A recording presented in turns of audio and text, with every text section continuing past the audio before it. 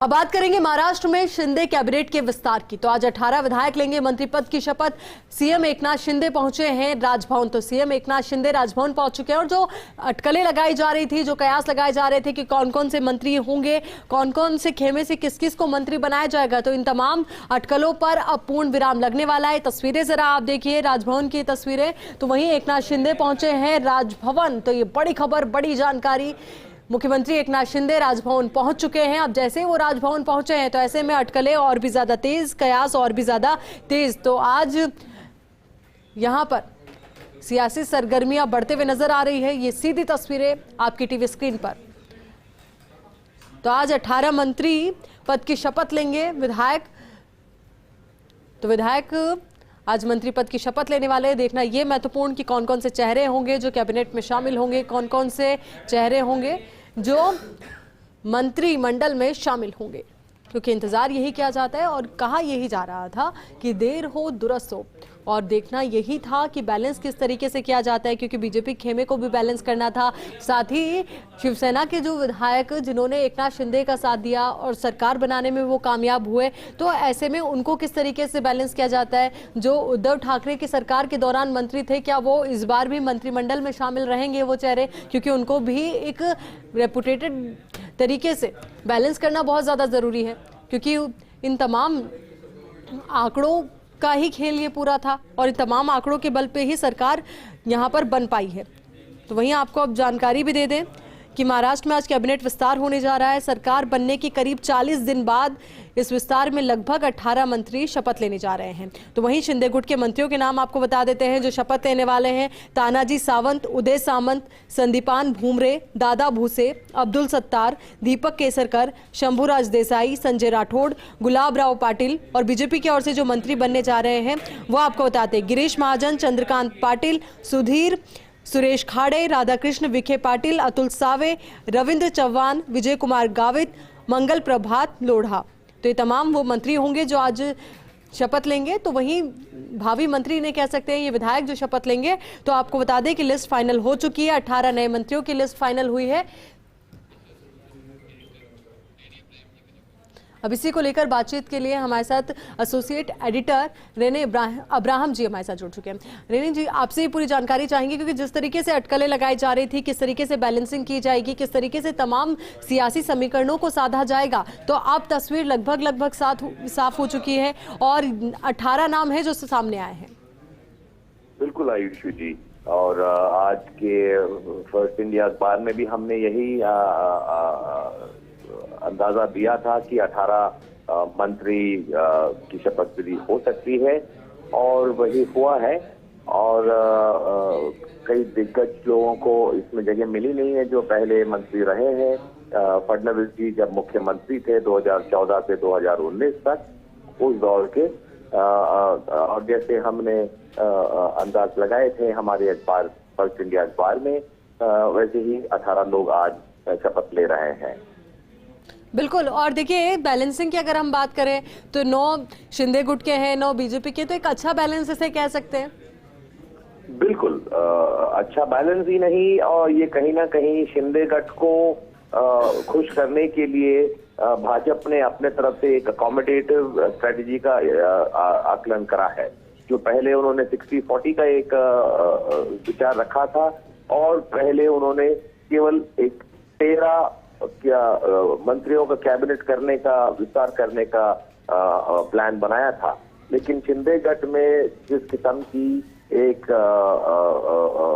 आक्रोश कहिए या डिससैटिस्फैक्शन कहिए, उसको मद्देनजर रखते हुए उन्होंने ये 13 से 18 मंत्रियों का कैबिनेट विस्तार करने का मन बनाया। और उतना ही नहीं तो शिंदे गठ को 50-50 रेशियो में इस कैबिनेट में स्थान देने की रचना की है। बिल्कुल। और रैनी जी, देखिए ये समझना भी जरूरी हो जाता है कि जो ठाकरे सरकार के दौरान मंत्री थे उनको भी यहाँ पर एक अच्छा रेपुटेटेड पद मिले, ताकि फिर बगावत की सुर तेज ना हो, बाद में कोई नाराजगी की खबरें सामने ना आए। बिल्कुल आयुषी जी, और इसको मद्देनजर रखते हुए कल रात में भी देवेंद्र फडणवीस जी एकनाथ शिंदे के गठ से मिले थे ताकि उन लोगों को समझाया जाए कि अगर आपका कल शपथ विधि में आपका नाम नहीं होगा तो आपको चिंता करने की जरूरत नहीं है, और आगे चलकर अगले कैबिनेट विस्तार में आप लोग को स्थान दिया जाएगा। आज कैबिनेट शपथ विधि के पहले भी सह्याद्री गेस्ट हाउस जो मलबार हिल में है, वहां पर भी एक मीटिंग हुई थी, जहां पे फिर लोगों को समझाया गया था यही बात कि जिनका नाम नहीं आएगा उन लोगों को चिंता करने की जरूरत नहीं है, और उनका आगे चलकर जरूर ख्याल किया जाएगा। रनी जी, जो नाम सामने आए हैं उनमें से कोई ऐसा नाम जो ठाकरे सरकार के दौरान तो मंत्री थे पर अब इस बार उनका मंत्रिमंडल में नाम नहीं है? ऐसे तो ठाकरे सरकार में जो थे मंत्री जिनको अभी तुरंत मैं भी अभी ये जो 9 जो नाम अभी घोषित किए गए हैं, तो मैं भी देख रहा हूँ कि कौन नहीं है। देखिए, अगर हम बात करें रनी जी, एक नाम की जो शिंदे गुट से हैं, जैसे तानाजी सावंत है, उदय सामंत है, संदीपान भुमरे है, दादा भूसे है, अब्दुल सत्तार है, दीपक केसरकर है, शंभुराज देसाई है, संजय राठौड़ है और गुलाबराव पाटिल है। शिंदे गुट के वो विधायक है जो मंत्री बनने वाले हैं। तो ऐसे में क्या कहें कि इनका जो वर्क परफॉर्मेंस था वो अच्छा था या फिर मुश्किल घड़ी में साथ देना इनके लिए अच्छा रहा? सबसे बड़ी बात ये रही कि जो ये नई सरकार बनाने में जिन्होंने योगदान दिया था महत्वपूर्ण, उन लोगों को कैबिनेट में सबसे पहले स्थान दिया गया है। गुलाबराव पाटिल हों, ये सारे जो आपने अभी नाम शिंदे गट से बनाए थे, इनका योगदान बहुत ज्यादा रहा। वो लोग सबसे पहले थे जो कि शिंदे गट में उनके साथ ये नई सरकार बनाने के लिए जुड़ गए थे और अपना मंत्री पद तक छोड़ दिया था। तो इसीलिए लगभग उनका तो स्थान तय ही था, क्योंकि उन्होंने एक सरकार छोड़कर दूसरी सरकार बनाने के लिए शिंदे गट का साथ दिया था। मंत्री होकर उन्होंने अपने मंत्री पद छोड़कर शिंदे गट में अपना स्थान बनाया था। बिल्कुल। और रनी जी, अब जरूरी ये हो जाता है कि जब सरकार बन गई है, मंत्रिमंडल विस्तार हो गया है, तो अब जनता के मुद्दों पर फोकस किया जाए, जनता के कामों पर ध्यान दिया जाए, क्योंकि अगर वापस से इस तरीके से सरकार को रिपीट करना है तो जरूरी हो जाता है कि आम लोगों के काम हो, उनके लिए विकास हो। बिल्कुल, और ये बहुत महत्वपूर्ण बात है कि 26 दिन हो चुके थे और नई सरकार के बनने के बाद और ये जो कैबिनेट का अब तक आकलन नहीं हुआ था, और ये जानते हैं भाजपा और शिंदे गट कि अब उनके पास केवल 1-2 वर्ष लगभग बचा हुआ है, जिसके बाद फिर इलेक्शंस का दौर शुरू होगा महाराष्ट्र में, और इसीलिए उनके पास वक्त बहुत कम है, जिसमें उनको जाकर बहुत सारे काम करने हैं।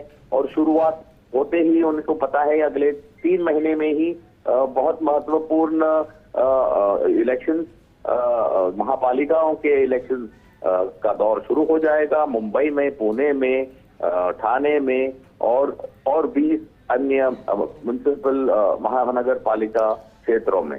तो इसीलिए उनके लिए जरूरी है कि उनको अभी तुरंत से ही काम दिखाने पड़ेंगे, ताकि इन महापालिका के इलेक्शनों में इनका अच्छा एक प्रदर्शन हो पाए। बिल्कुल। और रनी जी, क्या मान के चले कि जो मंत्रिमंडल विस्तार फिलहाल किया गया है तो उस चुनाव को भी फोकस रखा गया है, उस सियासी समीकरण को भी साधा गया है? बिल्कुल बिल्कुल। जैसे हमने फर्स्ट इंडिया अखबार में भी आज कहा था कि मराठा हो या ओबीसी हो या ऐसे ये आकलन करके कैबिनेट में देखने को मिलेगा। तो आप वो देख सकते हैं, शिंदे जी खुद मराठा हैं, चंद्रकांत दादा पाटिल भी मराठा हैं, जो बीजेपी के तरफ से कैबिनेट में शामिल किए गए हैं।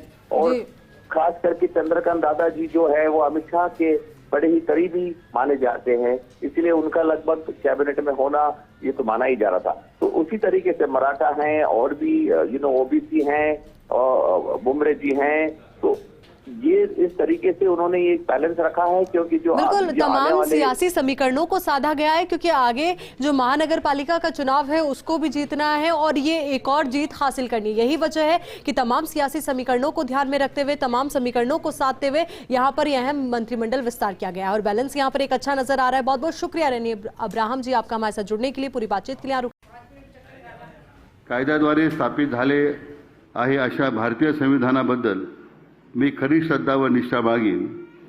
मी भारताची सार्वभौमता व एकात्मता उन्नत राखीन। मी महाराष्ट्र राज्याचा मंत्री म्हणून माझी कामे निष्ठापूर्वक व शुद्ध बुद्धीने पार पाडीन आणि संविधान व कायदा यानुसार सर्व तऱ्हेच्या लोकांना मी निर्भयपणे व निस्पृहपणे तसेच कोणाच्याही विषयी ममत्वभाव किंवा आकस न बाळगता न्याय वागणूक देईन। मी राधाकृष्ण एकनाथराव विखे पाटील ईश्वर साक्ष शपथ घेतो की महाराष्ट्र राज्याचा मंत्री म्हणून माझ्या विचारार्थ आणली जाईल किंवा मला ज्ञात होईल अशी कोणतीही बाब असा मंत्री म्हणून माझी कामे यथायोग्य पार पाडण्यासाठी आवश्यक असेल तर ती खेरीज करून एरवी मी कोणत्याही व्यक्तीला किंवा व्यक्तींना प्रत्यक्षपणे व अप्रत्यक्षपणे कळवणार नाही किंवा त्यांच्याकडे उघड करणार नाही।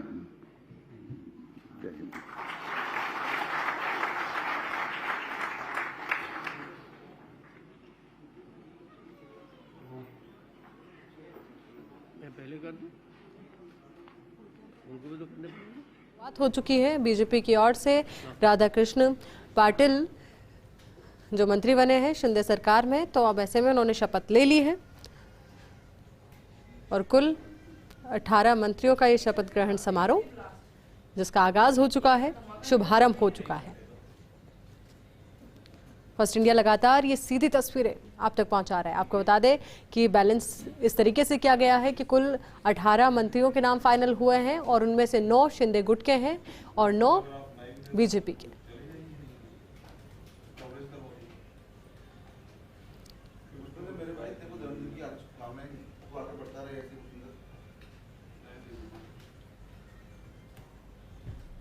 अब आगे बढ़ते हुए, क्योंकि बधाइयों का सिलसिला भी लगातार जारी है और मंच पर आप देख पा रहे हैं राज्यपाल मौजूद हैं, साथ ही एकनाथ शिंदे मौजूद हैं, देवेंद्र फडणवीस मौजूद हैं।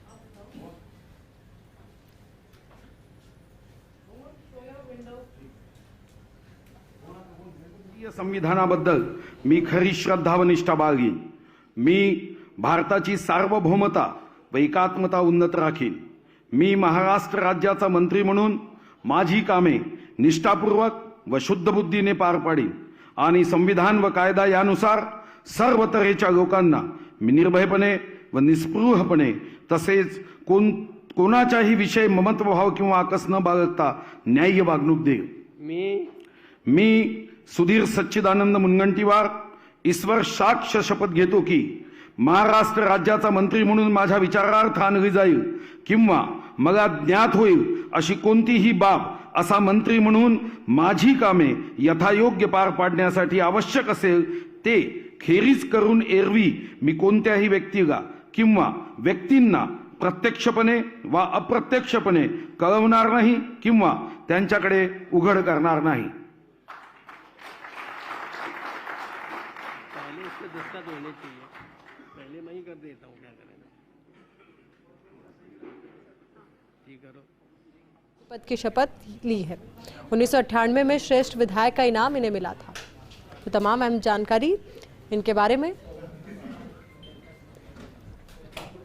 ये भी बीजेपी खेमे से जिन्होंने मंत्री पद की शपथ ली है। तो सुधीर मुनगंटीवार तो फडणवीस सरकार में ये मंत्री रह चुके हैं। 2019 में बल्लारपुर से विधायक बने।